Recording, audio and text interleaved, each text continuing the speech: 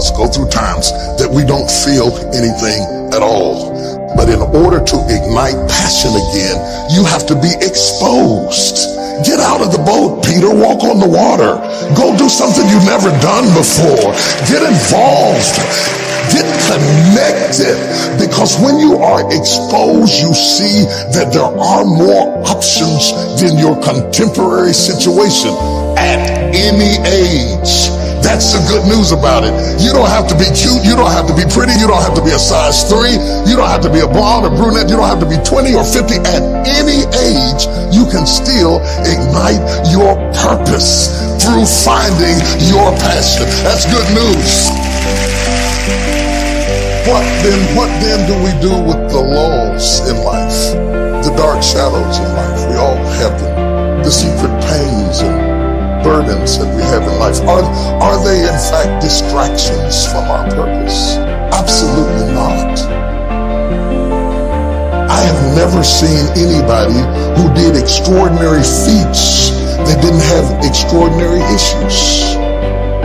It is the passion that gives you the power you need, but it is the pain from which you have the conviction about it. If you had not been through some pains, you would not have the burning to do what you do. I believe that children are like arrows. They need to be directed. You aim them at the thing you want them to hit, but you don't push an arrow. You pull it away from it, and it is the digression that causes the progression. If your life has been tough and it's been hard and you had to pull yourself up by your bootstraps and your childhood wasn't so good, guess what? That was just the arrow being pulled back so that when you are released, you can thrust after the thing you're after. So you don't have to grieve over what you didn't get and what didn't happen and how you were treated and who didn't raise you and who didn't love you. You don't have to grieve about it at all. Once you understand, the greater the digression, the stronger the progression.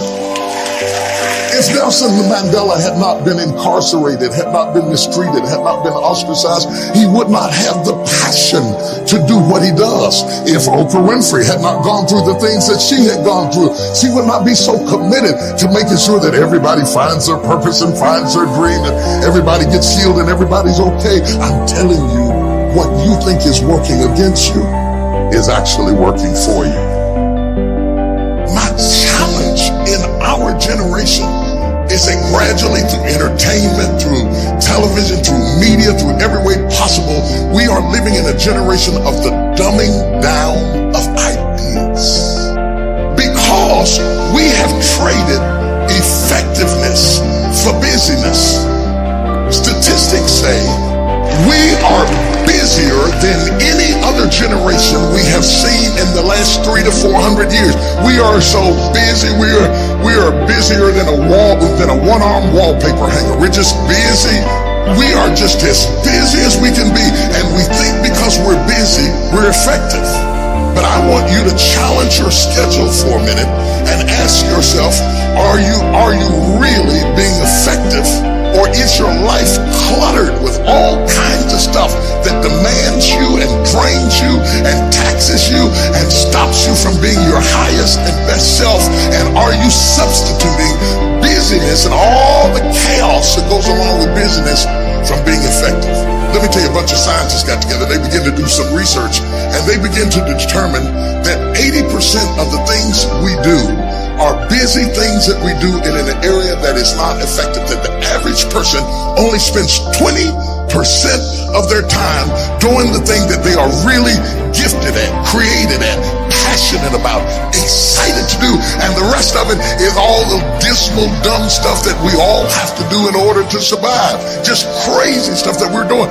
Wonder what would happen if we would go from doing 80% of things that are busy but not effective and 20% of the things that are really effective if we would switch those numbers around and only give 20% of our time to the things that we have to do and 80% of our time to the thing that we were created to do.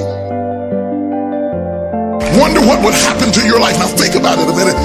There's a lot of things you could take from me and I could make it. You could take my suit, I got another one. You could take my car, I could get another one. You could take my house, I could get another house. But when you take my time, from me that is totally irreplaceable. We take all kind of classes from money management. We know how to manage our money. We know how to repair our houses. We're working on our hair and our bodies and all of this kind of stuff. We do everything except the most important thing is to value our time.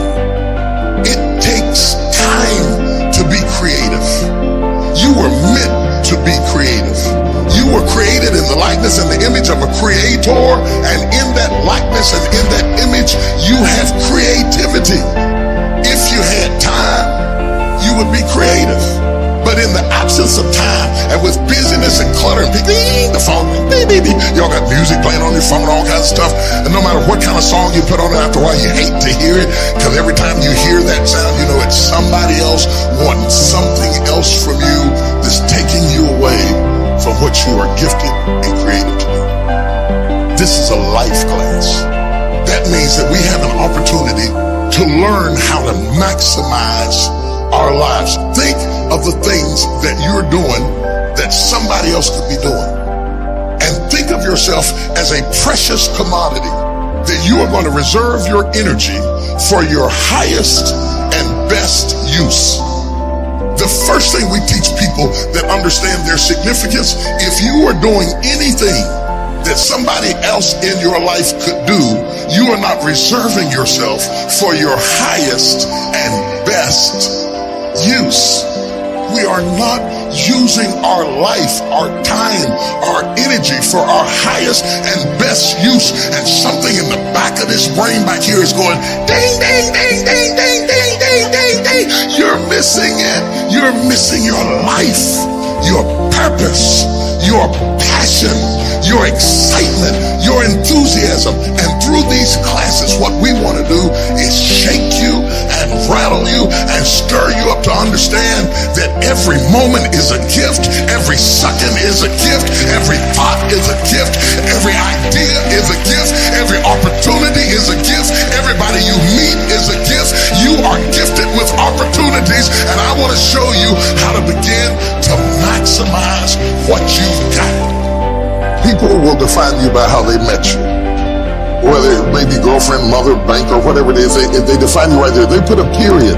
But if you have the capacity to do more, turn that period into a comma. I tell people, don't let people put a period where God has put a comma. Explore all of your life, no matter how diverse it is. There are some people who have more capacity and they can handle more things, and there are other people who have to focus on one thing and do one thing well. You have to determine which one you are and be that. A lot of people don't know how to get over the past. They don't know how to forgive. They confuse forgiving with forgetting.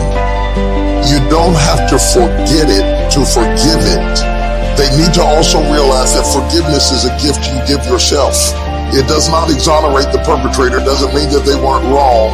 It just means that I'm not going to be tied to what they did the rest of my life.